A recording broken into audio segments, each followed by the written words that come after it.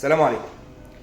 منتشر أول فترة دي في خلال الأسبوعين اللي فاتوا أعراض كتير للفيروس المتحور الجديد بتاع الكورونا أو بتاع الكوفيد.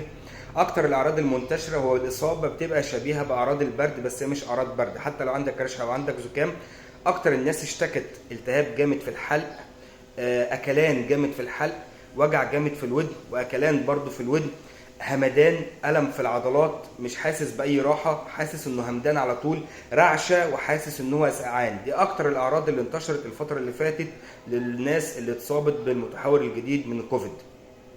في بعض الناس جالها أعراض تانية وهي إسهال شديد أو مغص شديد، ومن غير ما يكون واكل أكل عمل له مغص أو عمل له إسهال. دي برضو من ضمن الأعراض.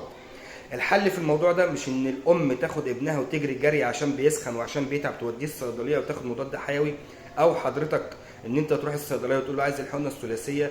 بلاش الحقن اللي فيها الكورتيزون عمال على بطال، عشان خاطر بتقلل المناعه عندك وهتزود التعب عندك، مش هتقلله. حتى لو ارتحت 24 ساعه بقيه الايام هتفضل تعبان.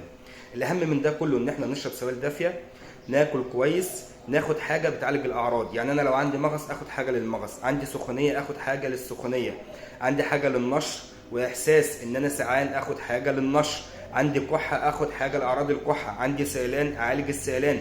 ما تفضلش اضرب في مضاد حيوي واضرب في حقن الكورتيزون والحقن الثلاثيه عشان ما ندمرش المناعه بتاعتنا.